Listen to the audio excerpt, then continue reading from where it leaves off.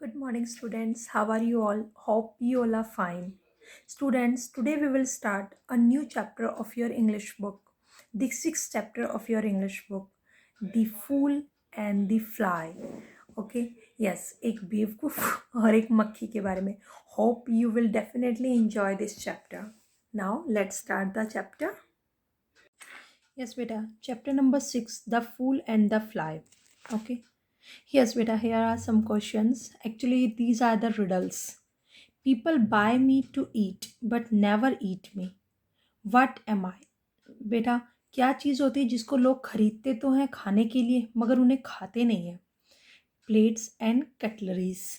बेटा, प्लेट्स को जो होती है ना, उनको खाना खाने के लिए खरीदा जाता है मगर उनमें खाना डाल के खाया जाता है, उनको नहीं खाया जाता है. Okay, and same is what occurs once in a minute. क्या है जो एक मिनट में एक बार आता है? Twice in a moment, moment में दो बार आता है. एंड नेवर इन 1000 ईयर्स, और 1000 ईयर्स में एक बार भी नहीं आता. यस बेटा, इसका आंसर एम है. आई थिंक, मैंने मतलब अपने तरफ से गैस किया है बट रियलिटी में मुझे पता नहीं, बट मे बी एम है. देखो, मिनट में एम एक बार आता है, एम से स्टार्ट होता है मिनट का, एक बार आता है. मूवमेंट में दो बार आता है, एम और एम. बट 1 और 1000, इन दोनों चीज़ों में, और ईयर्स, इन तीनों में एक बार भी नहीं आता है. Okay okay, now let's start the chapter start करते हैं. One day a rich man went to see a peasant who owed his money. एक बार बेटा, एक रिच मैन जो होता है, अमीर आदमी, एक किसान के घर जाता है. ठीक है, जिसके ऊपर उसका कर्ज बकाया, ओड मतलब बकाया था, उसका पैसा बकाया था, यानी उन्होंने उससे, उस किसान ने अमीर आदमी से पैसा ले रखा था उधार. ठीक है, तो उधार बाकी था. आउटसाइड द पीजेंट्स कॉटेज, जो किसान का जो कॉटेज होता है उसके बाहर ही so a little boy playing in the dirt. एक छोटे बच्चे को देखता है जो कि मिट्टी में खेल रहा होता है. Where are your parents boy. वो बच्चे से बोलता है, बच्चे तुम्हारे माता पिता कहाँ हैं? वो उनसे पूछता है. The boy did not look up from his sticks and stones. वो अपने मतलब जो जिन चीज़ों से वो लकड़ी से और पत्थरों से खेल रहा होता है उनको छोड़कर ऊपर नहीं देखता. ठीक है, only just replied they have not come back home yet. He replied, वो रिप्लाई करता है कि वो अभी तक घर वापस नहीं आए हैं. Where have they gone, the man demanded. दोबारा से वो आदमी पूछता है कि वो कहाँ गए हैं. Now the boy looked up and studied the rich man. अब वो बॉय जो है वो ऊपर देखता है और स्टडी करता है, यानी उसके चेहरे को पढ़ता है, उस आदमी को देखता है, उसको परखता है, उसको समझता है. ठीक है, फिर वेल ही एंसवर्ड, फिर उसे वो आंसर देता है. My father has gone to cut living trees and plants dead ones. मेरे पापा जो हैं जिंदा पेड़ों को काटने गए हैं और मरे हुए पौधों को काट लेने गए हैं. Nonsense, he cried. ठीक है, एंड ड्रैग्ड इट. मतलब कि ये जो आदमी है बेटा, ये बोलता है नॉनसेंस, गुस्से में बोलता है, बेवकूफ़ बच्चे. ठीक है, वो चिल्लाता है, और एंड्रेक्ट मतलब और उन पे गुस्सा करता है. वेयर इज़ योर मदर, और उससे गुस्से में पूछता है कि तुम्हारी मम्मा कहाँ है. She is at the market selling the winds and buying the moon. वो बोलता है कि मेरी मम्मा मार्केट गई हैं, क्या करने के लिए? हवाओं को बेचने के लिए और चांद को खरीदने के लिए. ठीक है, हवाओं को बेचने के लिए और चांद को खरीदने के लिए. ये बच्चा बिल्कुल सही बोलता है बेटा, इसका मीनिंग समझो. डेट रिडिकुलस, रिडिकुलस, ही शाउटेड. ये इम्पॉसिबल है, वो लड़का नहीं, वो आदमी बोलता है. ठीक है, ही वॉज नाउ फ्यूरियस. वो अब बहुत ज़्यादा गुस्से में हो जाता है, बहुत ज़्यादा एंग्री हो जाता है. Tell me where your parents really are. सच सच बताओ तुम्हारे पेरेंट्स कहाँ हैं. ठीक है, तो फिर ये बच्चा ये बताता है, क्या बताता है बेटा, कि यस, एक मिनट, कि द बॉय कामली रिपीटेड, मतलब बॉय जो है शांतिपूर्वक रिपीट करता है. My father has gone to cut living trees, मतलब जिंदा पेड़ों को काटने गए हैं. एंड प्लांट डेड वंस, और जो मरे हुए हैं उनको प्लांट करने, सॉरी, मरे प्लांट मतलब पौधे नहीं, सॉरी, प्लांट करना मतलब उगाना, और जो मरे हुए हैं उनको उगाने गए हैं. ठीक है, my mother is at the market, और मेरी मम्मा जो है मार्केट गई हैं क्या करने के लिए, हवाओं को बेचने के लिए और चांद को खरीदने के लिए। अब बेटा ध्यान से समझना, देखो जिंदा पेड़ों को काटने गए, यानी पेड़ जो हैं वो तो जिंदा ही होते हैं, उनको काटने गए हैं। और मरे हुए पेड़ों को क्या करने, मरे हुए पेड़ों को क्या करने गए, प्लांट करने यानी बोने गए हैं। मरे हुए पेड़ कभी उगते हैं, नहीं उगते ना। अब इसका मतलब देखना बेटा, समझना, अभी मैंने भी समझा just. Listen the rich man said, गुस्से में वो अमीर आदमी बोलता है, सुनो, your parents owe me a lot of money, तुम्हारे मम्मी पापा ने मुझसे बहुत ज़्यादा कर्ज उधार लिया है। But if you tell me where they really are, अगर तुम मुझे सच में बता दो कि वो कहाँ है, तो I will go home and forget about their डेप्ट, और फिर जो मैंने उनको बकायदा यानी कर्ज दिया है उसके बारे में मैं भूल जाऊंगा, उनका कर्ज माफ़ कर दूंगा।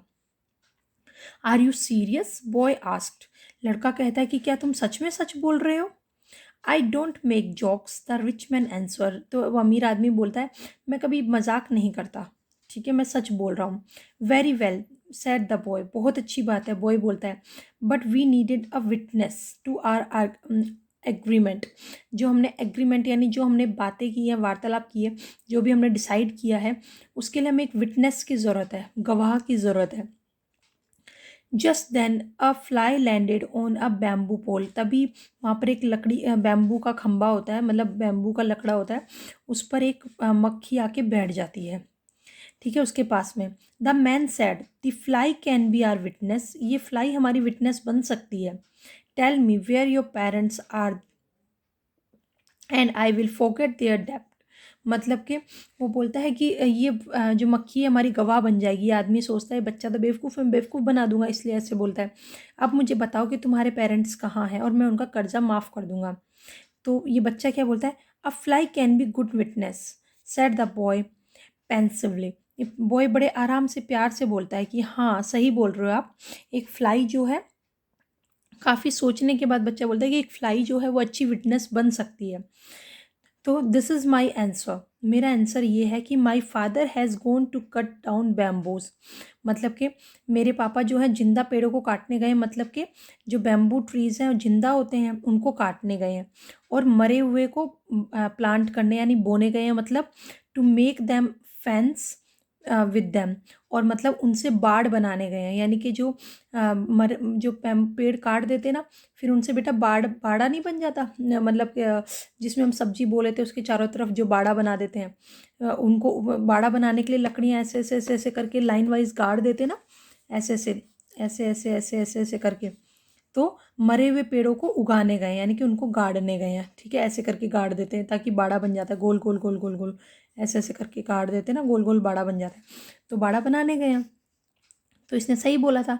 और इसकी मम्मा के लिए वो क्या बोलता है, ठीक है, my mother is the market, मेरी मम्मी मार्केट गई है, सेलिंग फैंस, हवाओं को बेचने, हवाएं मतलब जिनसे पंखे होते हैं ना जो लकड़ी के, उन पंखों को बेचने, and to buy oil for our lamp, और हमारे घर में जो लैंप जलाते हैं, चिमनी जलाते हैं, उसके लिए तेल खरीदने गई, तो चांद खरीदने गई है। सही बोला ना इसने, बिल्कुल वही बात थी बेटा। अ क्लेवर आंसर, एक बहुत अच्छा आंसर था, said the rich man, rich man ने कहा तुमने बहुत एक अच्छा आंसर दिया, बहुत मतलब क्या बुद्धिमानी वाला आंसर दिया है। But as he walked home he thought, मगर जैसे वो घर जा रहा था उसने सोचा, the boy is foolish, boy कितना बेवकूफ़ है। He believes that a fly can be a witness, वो कैसे समझ बैठा कि एक मक्खी जो है एक विटनेस बन सकती है। When the boy's parent returned, they were astonished by their son's story, जब वो अपने बेटे मम्मी पापा वापस आते हैं तो अपने बेटे की स्टोरी सुनते हैं तो वो लोग बड़े खुश हो जाते हैं उसकी स्टोरी से। The peasant was so relieved that he rushed to the rich man's house to thank him। Peasant जो है वो बेटा वो काफ़ी मतलब उसको राहत मिलती है, रिलीव होना मतलब काफ़ी राहत मिलती है कि यार कितना अच्छा आदमी है वो रिच मैन, उसने मेरा सारा कर्जा माफ़ कर दिया, इसलिए उसको थैंक यू कहने के लिए उसके घर की तरफ भाग कर जाता है। ही सैड, और उसके घर जाकर क्या बोलता है कि sir my son has just told me that you have waived our डेप्ट, मतलब कि तुमने आपने हमारा कर्जा माफ़ कर दिया है, क्या नाम है सर, आपने हमारा कर्जा माफ़ कर दिया, मेरे बेटे ने जस्ट मुझे अभी अभी बताया।